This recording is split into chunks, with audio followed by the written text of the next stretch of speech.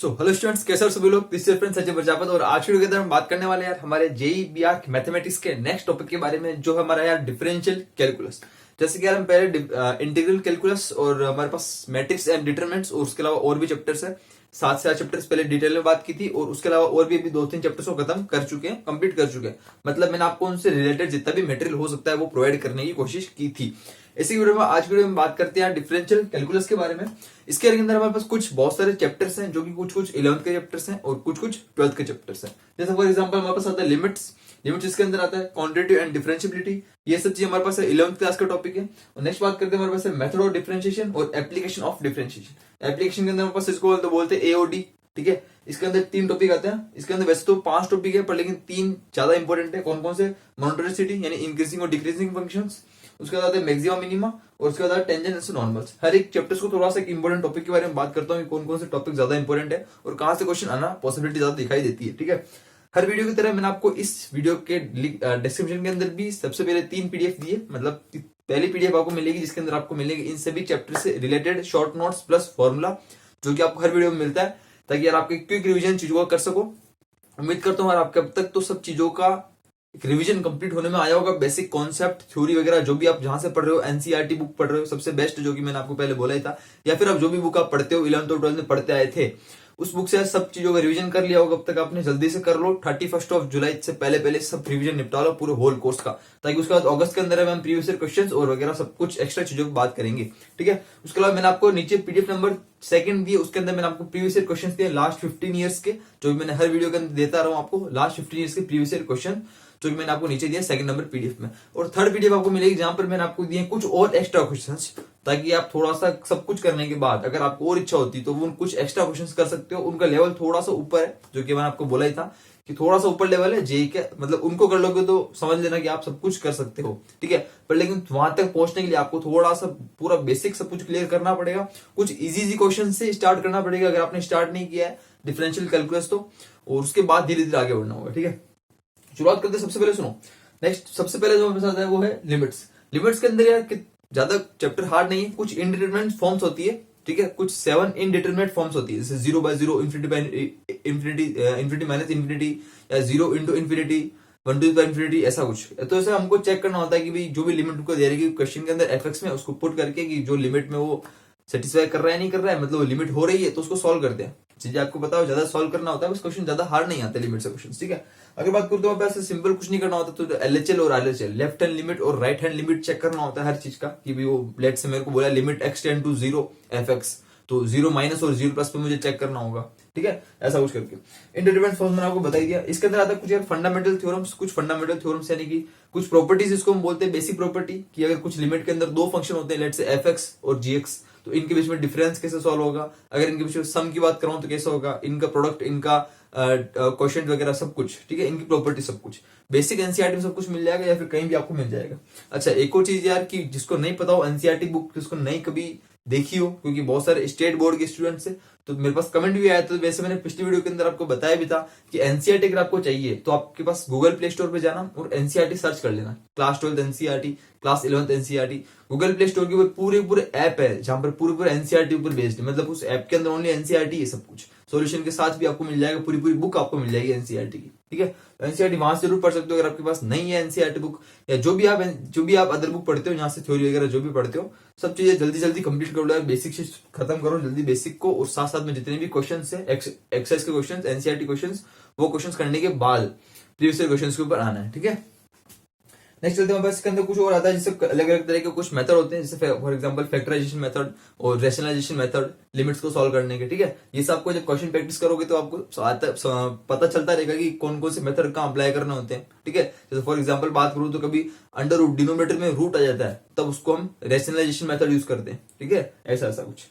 Next बात करते हैं लिमिट ऑफ ट्रिग्नोमेट्रिक आइडेंटिटीज। कुछ ट्रिग्नोमेट्रिक फंक्शंस, फॉर एग्जांपल अगर बात करूं, जैसे लिमिट हमारे पास कुछ फॉर्मूले होते हैं, एक तरह का क्या है, फॉर्मूले हैं, मतलब ट्रिग्नोमेट्री के अंदर लिमिट जब आ जाती है, जैसे हमको पता क्या होगा कि limit x tend to 0 sine x upon x, इसकी वैल्यू कितनी होती है, 1 होती है। ऐसा अगर बात करूं तो limit x tend to 0 10x upon x की वैल्यू भी कितनी होती है, 1 होती है। ये सब ऑलरेडी प्रूफ्ड है, ये सब डिराइव्ड है, हमको डायरेक्ट फॉर्मूला याद रखना है। ऐसा कुछ है ट्रिग्नोमेट्रिक जितनी भी चीजें, for example sin inverse x upon x उसकी वैल्यू भी 1 होगी, या फिर limit x tend to 0 tan inverse x upon x उसकी वैल्यू भी 1 होगी, ठीक है। ये सब चीज फिक्स्ड है, ये सब चीज आपको बेसिक चीजों में मिल जाती है, ये हमको पता होनी चाहिए, क्योंकि ये डायरेक्ट क्वेश्चन के अंदर काम आती है। क्योंकि बड़े बड़े क्वेश्चन जब आएंगे तो धीरे धीरे स्टेप वाइज सॉल्व करते रहते हैं, तो ऐसी चीजें बीच में आ जाती है, फॉर्मूले बन जाते हैं, ठीक है।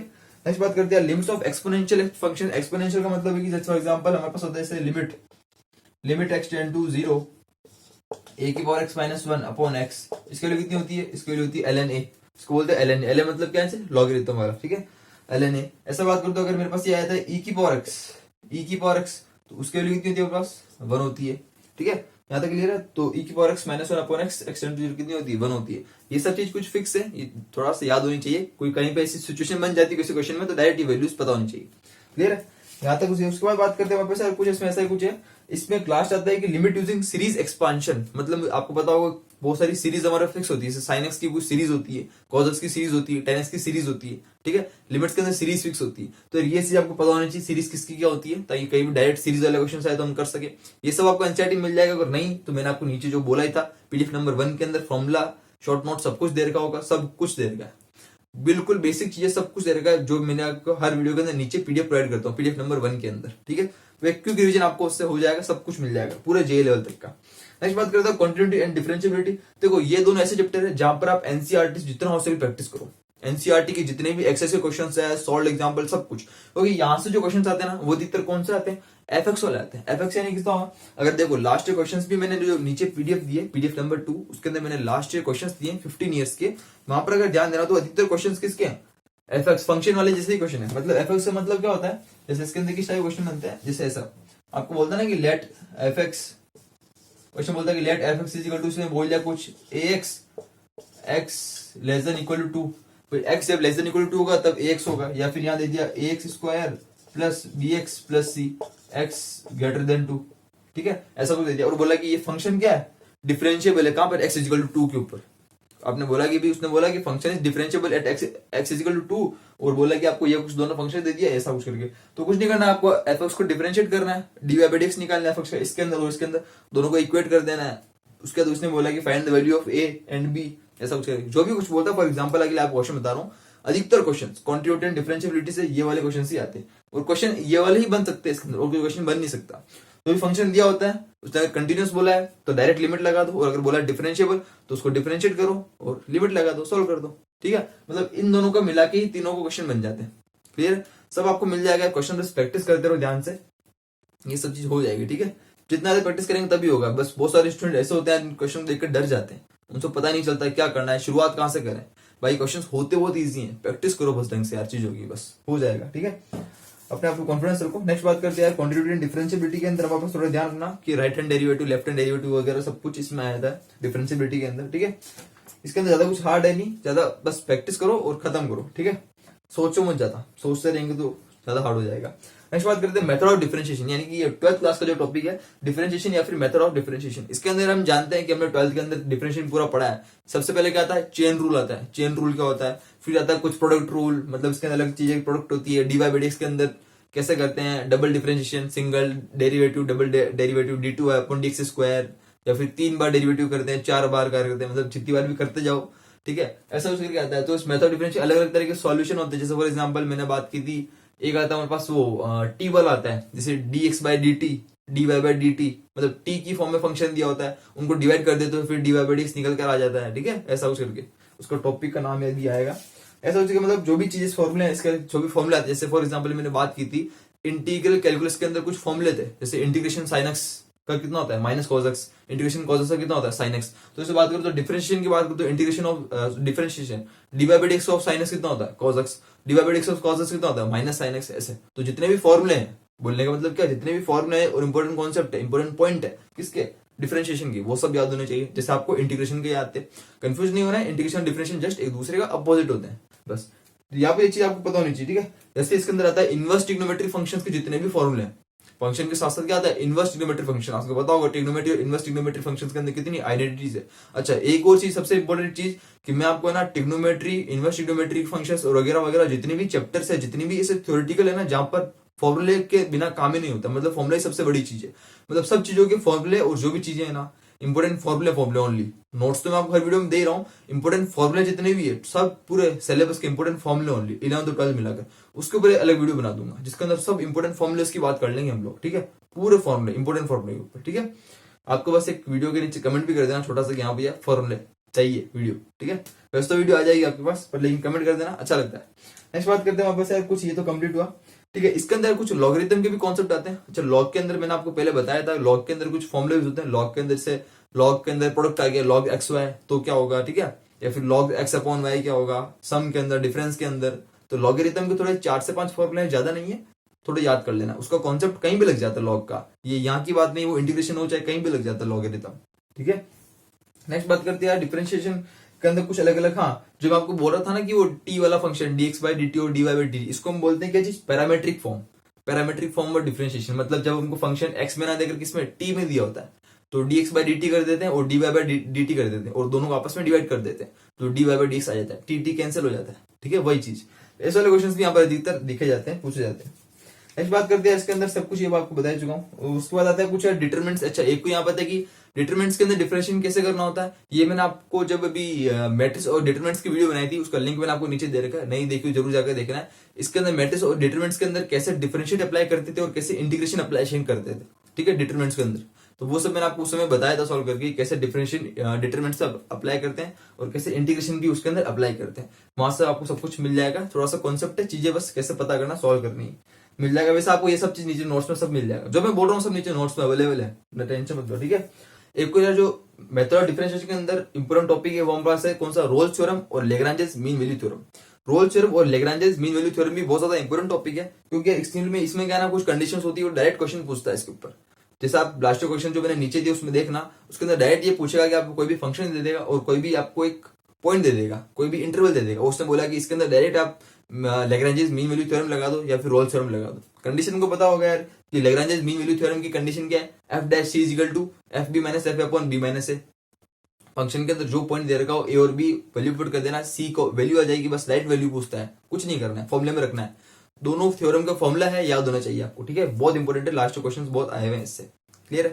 नेक्स्ट बात करते हैं यार, ये हमारे पास आता है एप्लीकेशन ऑफ डिफरेंशिएशन। अब यार ये है हमारे पास जस्ट इसका डिफरेंशिएशन नहीं आया तो आप इसको नहीं कर सकते हो, एओडी जिसको हम बोलते हैं, class 12 first book chapter number 6 NCERT. Application of derivative AOD, इसके अंदर यार थोड़ा सा पता ही आपको, डीवाई करना होता है, अलग अलग फॉर्म आती है, monotonicity, maximum minima, tangents and normals. इसके अंदर वैसे देखो 5 एक्सरसाइज है, इसके अंदर कितनी 5 है, कुल मिलाकर 5 चीजें। सबसे पहली चीज आती है rate of change. AOD application of derivative के अंदर सबसे पहला टॉपिक क्या होता है, rate of change. Rate of change के अंदर हम जानते हैं यार आपको अलग अलग चीजें दी होती है, जैसे फॉर एग्जांपल आपको दिया volume of sphere, volume of sphere के अंदर रेट ऑफ चेंज जितना हो रहा है, उसकी रेडियस में रेट ऑफ चेंज जितना हो रहा है, तो बता दो उसके फाइनल में कितना रेट ऑफ चेंज हो रहा होगा, ऐसा कुछ करके। तो ये सब क्वेश्चन फर्स्ट एक्सरसाइज है, वहां से थोड़ा सा कर लेना। एक बार क्वेश्चन आया था अभी 4 से 5 साल पहले, एक बार क्वेश्चन आया था रेट ऑफ चेंज का, एओडी का फर्स्ट एक्सरसाइज का क्वेश्चन, ठीक है। नेक्स्ट जो हमारे एक्सरसाइज होती है वो होती है हमारे पास अप्रोक्सीमेशन, किसी को पता हो तो होती है अप्रोक्सीमेशन। अप्रोक्सीमेशन यार इंपॉर्टेंट नहीं है, उसको मत करना। अप्रोक्सीमेशन का क्वेश्चन लास्ट 15 ईयर्स के अंदर कभी भी नहीं आया। एप्लीकेशन ऑफ डेरिवेटिव के अंदर अप्रोक्सीमेशन जो है सेकंड एक्सरसाइज 6.2, उसके अंदर वेदर क्वेश्चन नहीं आया किससे भी लास्ट 15 ईयर्स तक। अप्रोक्सीमेशन कोई क्वेश्चन नहीं, क्योंकि वो board of point of view ज्यादा इंपॉर्टेंट है अप्रोक्सीमेशन, ठीक है। तो आप उसको छोड़ सकते हो अप्रोक्सीमेशन टॉपिक को। बच्चे उसके बाद 3 जो कि यहाँ पर लिख रखे हैं, जो कि इंपॉर्टेंट तो है ही, इनको तो करना ही है। पहला मोनोटोनिसिटी यानी इंक्रीजिंग और डिक्रीजिंग फंक्शंस, हम बात करते हैं एक्सट्रीमम वैल्यू, ठीक है।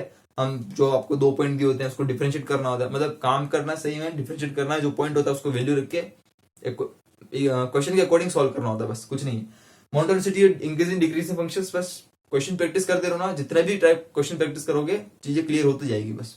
नेक्स्ट बात करते हैं मैक्सिमम मिनिमा। मैक्सिमम मिनिमा के अंदर यार एक चीज आपको बोलना चाहूंगा कि मैक्सिमम मिनिमा इन तीनों में से सबसे कम इंपॉर्टेंट है। मैक्सिमम मिनिमम सबसे कम इंपॉर्टेंट है, ठीक है, मैक्सिमम और मिनिमम। क्योंकि यार मैक्सिमम मिनिमम के अंदर हम जानते हैं, अगर आप जाओगे एक्सरसाइज और सॉल्व एग्जांपल देखोगे तो बड़े बड़े सब board of point of view से, और अधिकतर सीबीएसई बोर्ड में ही यहाँ से क्वेश्चन आता है, कहां से, मैक्सिमम और मिनिमम से। तो मैक्सिमम मिनिमम टॉपिक तो इंपॉर्टेंट नहीं है, क्वेश्चन सीबीएसई के पॉइंट ऑफ व्यू ज्यादा इंपॉर्टेंट है, बोर्ड ऑफ पॉइंट व्यू ज्यादा इंपॉर्टेंट है। इसमें अधिकतर क्वेश्चन प्रूव दैट वाले क्वेश्चन ही होते हैं और बड़े बड़े क्वेश्चन होते हैं, सॉल्व एग्जाम्पल बड़े बड़े स्टेप बाय सॉल्व करते रहो। मैक्सिमम मिनिमम तो इतने इंपॉर्टेंट नहीं है मैक्सिमम मिनिमम। तो मैक्सिमम मिनिमम का आप छोड़ सकते हो, मतलब करना तो है ही, छोड़ना तो नहीं है। मतलब जो बड़े बड़े क्वेश्चन है ना, जो सीबीएसई वाले जो है बड़े बड़े क्वेश्चन, प्रूव वाले क्वेश्चन और वो वो क्वेश्चन छोड़ सकते हो। सिंपल जो क्वेश्चन जहां पर आपको वैल्यूज फाइंड करनी होती है वो क्वेश्चंस कर लेना मैक्सिमम मिनिमम के। क्योंकि अधिकतर क्वेश्चंस के साथ आते हैं कि भाई कोई दो इंटरवल दे दिए या एक इंटरवल दे दिया, उस एक इंटरवल के अंदर आपको बोला कि इसके अंदर इस फंक्शन की वैल्यू मैक्सिमम होगी या मिनिमम होगी, तो आपको डिफरेंशिएट करके मैक्सिमम मिनिमम वैल्यू निकालनी होगी। सिंपल वैसे वाले क्वेश्चन आते हैं, ठीक है। ऐसे क्वेश्चन नहीं आएंगे जो आपके यार स्फीयर और रेडियस के अंदर इतना इंक्रीज हो रहा है तो ये प्रूव कर दो, बोर्ड वाले क्वेश्चन नहीं आएंगे, ठीक है। ये क्लियर, तो ये थोड़ा कम इंपॉर्टेंट है। उसके बाद सेकंड इंपॉर्टेंट जो ये है और सबसे फर्स्ट इंपॉर्टेंट है इन तीनों में से, वो कौन सा है? Tangents and normals. Tangents and normals सबसे ज्यादा इंपॉर्टेंट है। किससे? पूरे एप्लीकेशन ऑफ डेरिवेटिव में से, एप्लीकेशन डिफरेंशियल में से टेंजेंट्स एंड नॉर्मल सबसे ज्यादा इंपॉर्टेंट है। क्यों? क्योंकि यार टेंजेंट्स में सबसे ज्यादा क्वेश्चन आते हैं। अभी लास्ट ईयर उठाकर देख लेना, नीचे जो मैंने पीडीएफ दिया, सेकंड नंबर पीडीएफ, लास्ट 15 ऐसे क्वेश्चंस, उसके अंदर सबसे ज्यादा क्वेश्चंस कहां से? टेंजेंट्स एंड नॉर्मल से ही है। अधिकतर बात करूं तो 1 या 2 साल छोड़ के या फिर 1 या 2 साल लगातार क्वेश्चन आ ही जाता है इसका, कोई ना कोई क्वेश्चन टेंजेंट्स या फिर नॉर्मल्स का। पता होना चाहिए टेंजेंट्स एंड नॉर्मल्स के अंदर कुछ कुछ चीजें। फॉर एग्जाम्पल टेंजेंट्स के अंदर बात करूं तो हमारे पास यार टेंजेंट्स और नॉर्मल्स का स्लोप क्या होता है? सबसे ज्यादा क्वेश्चन पूछा जाता है स्लोप से। टेंजेंट्स और नॉर्मल्स का स्लोप कौन कौन से हैं, ठीक है। dy by dx का होता है। टेंजेंट का स्लोप क्या होता है? dy by dx। जो भी फंक्शन दे रखा है उसका डिफरेंशिएट कर दो, बस वो टेंजेंट का स्लोप होता है। जब भी पॉइंट्स दिया होगा वो वैल्यू रख देना, आंसर निकल जाएगा। उसके बाद आता है नॉर्मल का स्लोप क्या होता है? तो टेंजेंट का स्लोप का अगर मैं इनवर्स करके माइनस कर दूं तो नॉर्मल का स्लोप निकल जाता है, ठीक है। ये सब बिल्कुल बेसिक, और इसी के ऊपर ही क्वेश्चन पूछता है चाहिए, मात्र मत, वो कुछ नहीं है। तो टेंजेंट्स और नॉर्मल्स का स्लोप वाला कॉन्सेप्ट आपको पूरा पता होना चाहिए, ठीक है। कैसा इनकी स्लोप होती है, क्या इसको बोलते हैं, क्या फॉर्मूला होता है, सब कुछ टेंजेंट्स नॉर्मल्स का। इसके अंदर एक तो चीज और आती है, उसको हम बोलते हैं, कुछ एक्स्ट्रा है, उसको बोलते हैं length of tangent, length of सब टेंजेंट, लेंथ ऑफ नॉर्मल और लेंथ ऑफ सब नॉर्मल। ये 4 पॉइंट आते हैं। ये 4 पॉइंट के अंदर चारों फॉर्मूले हैं। डायरेक्ट क्वेश्चन आता है, डायरेक्ट क्वेश्चन। सब चीज आपको नीचे मिल जाएगा नोट्स के अंदर, सब कुछ जो भी मैं बोल रहा हूँ आपको, इन सब चीजों से फॉर्मूले प्लस कॉन्सेप्ट प्लस जो भी इंपॉर्टेंट पॉइंट है वो सब आपको नीचे मिल जाएगा। क्लियर है? तो यहाँ पर आपको ध्यान रखना आपको कि टेंजेंट नॉर्मल बहुत ज्यादा इंपॉर्टेंट है। ये तो आपको करना ही होगा। इसमें यार कुछ आपको स्टैंडर्ड नीचे रिजल्ट भी मिलेंगे, मतलब कुछ ज्यादा इंपॉर्टेंट रिजल्ट है जो कि आपको करना ही है, बहुत इंपॉर्टेंट है, सब आपको नीचे मिल जाएगा, ठीक है। यहाँ तक ये चीज क्लियर है। वो सब फॉर्मूले आपको ध्यान रखना है, जैसे मैंने बोला था, सॉरी, ठीक है। तो ये सब चीज यहाँ पर क्लियर है। और यहाँ तक यार इंपॉर्टेंट फॉर्मूला बस बाकी यही था, बस थोड़ा टेंजेंट्स एंड नॉर्मल्स को सबसे पहले कर लेना। बाकी यार बाकी आप कर सकते हो, फिर इंक्रीजिंग डिक्रीजिंग कर सकते हो, उसके बाद मैक्सिमम मिनिमम कर सकते हो, और लास्ट में बाकी सब कुछ देख सकते हो, ठीक है।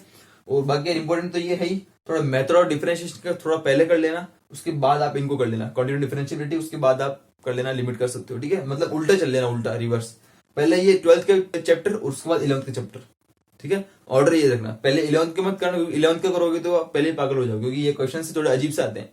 तो क्योंकि पहले इनको कर लेंगे ना 12th के चैप्टर, तो मुझे लगता है ये थोड़ा इजी हो जाएगा, क्योंकि ये चैप्टर्स भी इजी हैं, चैप्टर बड़े हैं 12th के, पर लेकिन कितने इजी चैप्टर, सब इजी कॉन्सेप्ट है, सारे कॉन्सेप्ट इजी है, ठीक है।